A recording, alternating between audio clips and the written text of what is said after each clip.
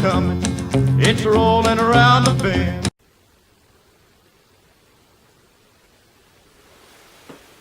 Okay, so we have this trackside scene. We've got our track bed laid down, and what I've taken is modeling clay here, placed it down, ran one of my cars over it to give it a dirt road effect with tire tracks in the mud. And what we're going to do now is just put some color on it and go from there. A little gray on the track bed, brown over here on the mud, and then I'll take a static adapter or static applicator and add grass to the back and down the side of the road. So now we get ready to spray. You know, we got our paint mixed up. There's plenty of formulas out there, but you gotta figure out what's right for you. And I like junk mail. A lot of people are like, God, I hate getting junk mail. I don't mind junk mail because I use it for a mask.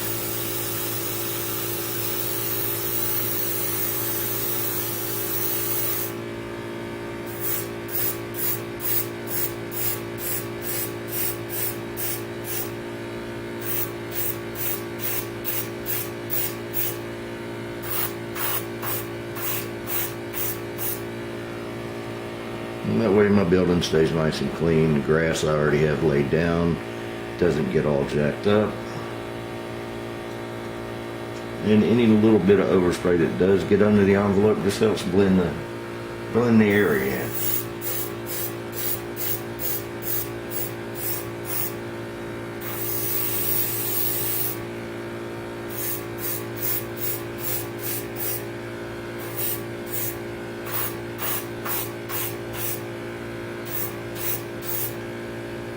You know, a lot of people won't recommend this, but if you're in a hurry, nothing like a blow dryer.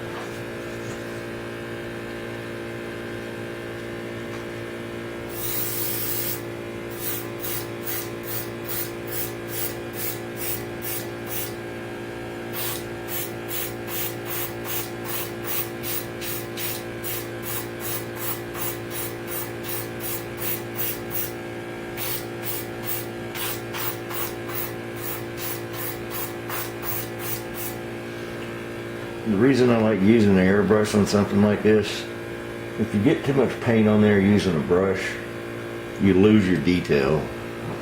And clay is pretty fragile, so you want to keep those tracks in there. That way when you put a car on there, it looks like it just drove up.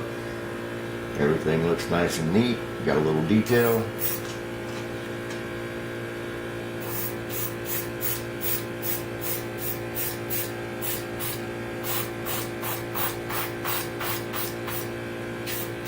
And here on the back side where I have nothing, I get a little overspray so I can pull it off. And when these colors match, I know I've got it right. The little turntable I've got here is not the greatest in the world. I got it at a little thrift shop, but it gets the job done. It's just a little jerky. What I'm going to do is take an old computer hard drive apart, because for one, I like the magnets that are in them. They're the strongest thing I've ever come up against. And I love the fact of having magnets on my refrigerator that I can actually set my keys on and they won't come flying off or falling off in the middle of the night.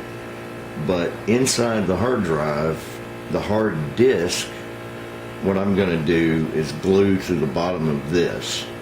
And then I'll take the hard drive and screw it into a bigger base of wood so it's more sturdy. But the bearings inside the disk drive will be nice and smooth. It'll roll and turn just like you want it to, nice and easy. And this one, if you do that, it moves. If I spin that hard drive turntable that I'm going to make, it'll just spin and spin and spin, and you can spray and do things like this and not have to worry about it as it's rolling around.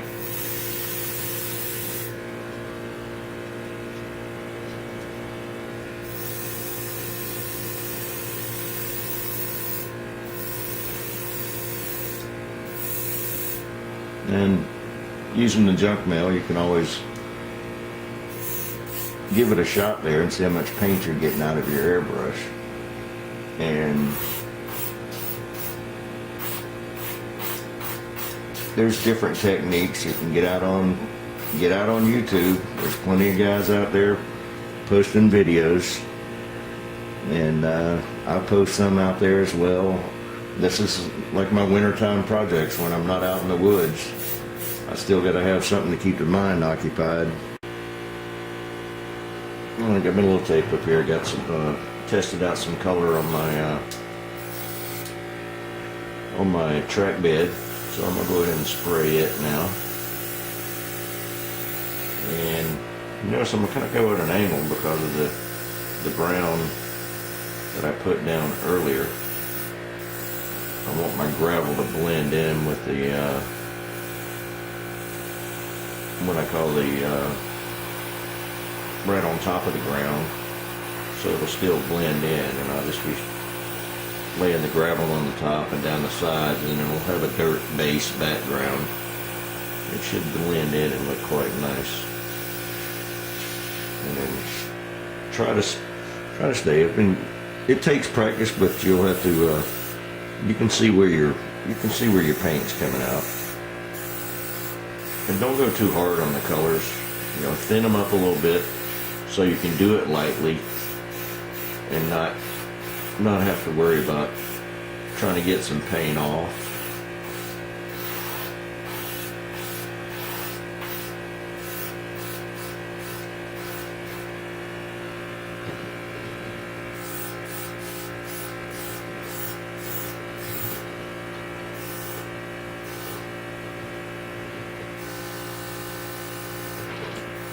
That way, if you when you lay in your down, excuse me. This way, when you're laying down your ballast, if you miss a spot, it'll be the same color as your ballast, so it won't, it won't be a catastrophic failure. You'll have one little spot there, but it's, it's your train. Do it like you want. These are just ideas.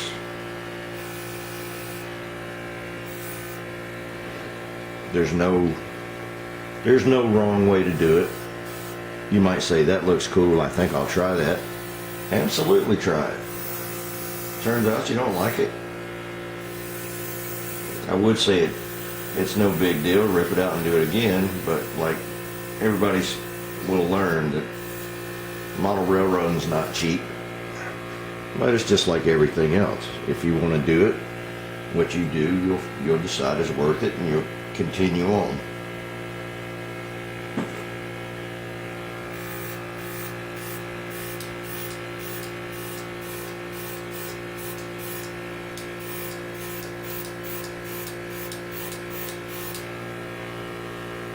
And by doing it this way, doing the little small sections at a time, like I said, I'm building a modular train set. And that's the way it would look like as you're moving along, working with it and working with your ballast. Get a piece of track up here so you can get a better idea of what that would look like. So I don't think that's too bad. And then you lay your ballast in on top of that. Everything kind of blends in. Pin that down. But I don't have any intentions of this moving, so I may just glue this piece of track down. And notice here on the ends, I've cut it off right at the railroad ties, so I can bring my next module in right up to it, connect the track up, shouldn't have any problems there. As in this end right here, when I mount this piece of track, it should be sitting exactly the way it sits on this bed right now. I put this module in, connect it up, and go on to the next one. I can always test fit it, but like I said, the house that I'm renting now is not really big enough to set up a really nice layout. So what I've done, I've sketched out the layout in my mind, and I know what goes where, and everything's subject to change. But biggest thing is have fun with it.